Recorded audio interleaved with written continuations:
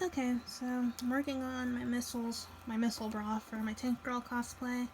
And the first thing I'm gonna do with my cardboard is cut off these side flaps and use the base to start building the missile. So there's 3 panels, so you're getting rid of those side 2 panels right there. Okay, so now that our pieces are cut, we're gonna kind of fold the cardboard along the ridges. And you can kind of see those lines here and how that's gonna work out. Now I'm figuring out the proper circumference. And now that I have, I'm gonna mark it and cut along that one. Alright, now that you have 2 pieces the same length and width that have been pre-folded, we're gonna use some masking tape to keep their shape and attach the sides together. Okay, so you can see I'm taping down the sides, like right across the middle where the 2 sides of cardboard are meeting. I already did some taping, and I'm just reinforcing it with more so that it's extra strong. Alright, now that our pieces are in their nice big cone shapes, basically going to be cutting triangles out of the sides and then attaching them together with masking tape. I made a really tiny version so you can kind of see. Obviously the bigger ones will look better than this. This was like a rough thing. But yeah, I'm going to make sure that I mark the parts that I'm going to cut down to, and then cut the triangles in equal size and amount of space away from each other, and then it'll be like that. Okay, so my measurements were slightly off, but it's easy. We can just fill in those gaps. So I'm going to move forward with some tape. No worries. Alright, I basically used masking tape very haphazardly to get the shape of my dome, but it's cool because we're going to cover it up in a second. Alright, now what I'm doing is hitting the top part that I used the masking tape on with a few layers of black gesso to basically mask the tape texture. And then I'm gonna go over the entire thing with Plasti Dip, and then I'll be ready to spray paint it.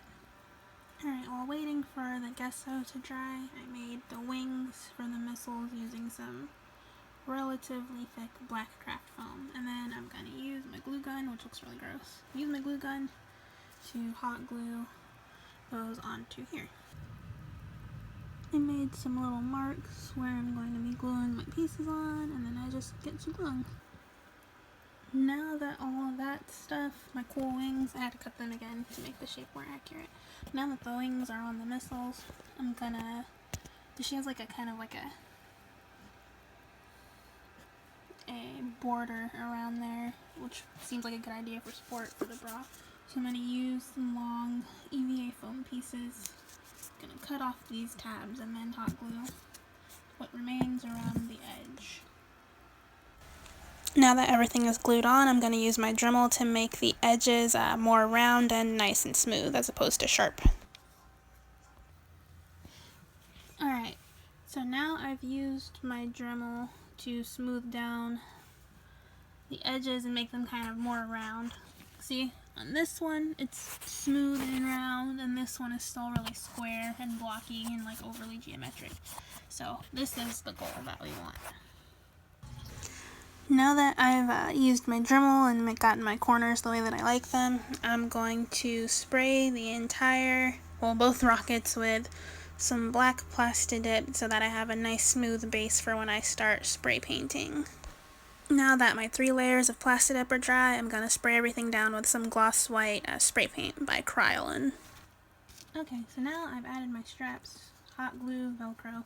I made the back parts elastic and put some Velcro on there. Then the center and like neck straps are not elastic because it just holds better there if it's like a stiffer fabric.